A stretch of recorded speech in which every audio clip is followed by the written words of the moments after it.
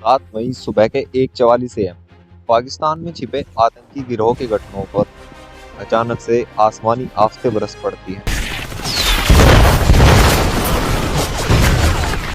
जिसे भारतीय सेना ने नाम दिया ऑपरेशन सिंदूर।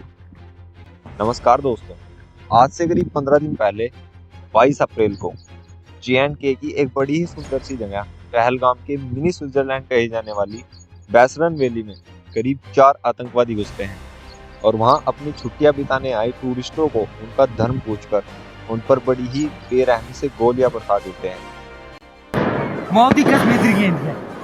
और उनकी बीवी बच्चों को छोड़ देते हैं, ये कहकर कि तुम लोग अपनी सरकार को बताना कि यहाँ क्या हुआ था।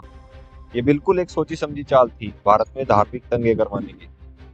इस हमले में ऑफिशियल रिपोर्ट के हिसाब से 26 लोग मारे गए, जिनमें एक मुस्लिम, एक क्रिश्चियन और 24 हिंदू थे, या मेरे हिसाब से 26 इनोसेंट पीपल थे। इन सब की जिम्मेदारी पाकिस्तान के एक आतंकी संगठन लश्कर-ए-तैयबा की एक शाखा द रेजिस्टेंस फोर्स उर्फ TRF। इस हमले में 2 हमारे ही कश्मीर के लड़के आदिल गुरी और एहसान शामिल थे। इस हमले से आहत होकर भारतीय सरकार सितंबर 1960 में साइन इंडस वैली ट्रीटी, या हम कहें इंडस रिवर ट्रीटी को 23 अप्रैल सन 2025 को सस्पेंड कर देती है और इंडियन पाकिस्तान के साथ सब इंपोर्टेशन बंद कर देती है। फिर आता है 7 मई 2025 सुबह 1:44, जब सब नींद के आगोश में थे, तब आतंकियों के 9 ठिकानों, जिनमें से मेनली लश्कर-ए-तैयबा का गढ़ मुरीद के, जैसे मोहम्मद का ठिकाना बहवालपुर और बाकी 7 ठिकानों पर भारतीय सेना हमला कर देती है और इस एयर स्ट्राइक को नाम दिया जाता है ऑपरेशन सिंदूर। अब इसका नाम ऑपरेशन सिंदूर ही क्यों है? पहलगाम अटैक में जितने भी लोग मारे गए वे सभी मेल्स थे और वे ज्यादातर अपनी पत्नियों के साथ आए थे, इसीलिए भारतीय सेना ने इस ऑपरेशन का नाम ऑपरेशन सिंदूर रखा। 1970 के हमले के बाद पहली बार भारत ने किसी मिशन में तीनों सेना, थल, जल और वायु, तीनों का यूज किया है। तो आप समझ ही सकते हैं कि एक अटैक कितना बड़ा अटैक था।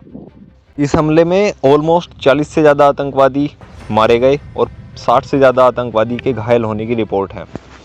इस हमले पर रिएक्शन देते हुए पाक के रक्षा मंत्री ख्वाजा आसिफ और वहाँ के प्रधानमंत्री ने इसे एक जंग की कार्रवाई बताते हुए कहा कि ये महिलाओं और बच्चों की मौत का कारण बना है और भारत के 5 लड़ाकू विमानों को मार गिराने का दावा भी किया है। हालांकि इन दोनों बातों का कोई सबूत नहीं है। इसी पर बात करते हुए अमेरिकी राष्ट्रपति डोनाल्ड ट्रंप ने कहा है कि ये एक शर्मनाक घटना है और इस तनाव को जल्द से जल्द ख़त्म किया जाना चाहिए। ये तो बाहरी बातें हो गई। इस पर रिएक्शन देते हुए हमारी अपनी भारतीय सेना ने कहा कि अब न्याय हुआ है, जय हिंद, और राजस्थानी लोगों ने इसे गर्व का क्षण बताया है। अब मेन बात आती है, ऐसे में हमें क्या करना चाहिए? हमें एकजुट होकर सरकार और भारतीय सेना पर भरोसा रखना है और आंतरिक एकता बनाए रखनी है, क्योंकि हमारा दुश्मन आतंकवाद है, न कि कोई धर्म या मजहब या किसी दूसरे देश के निर्दोष लोग। जय हिंद, जय भारत।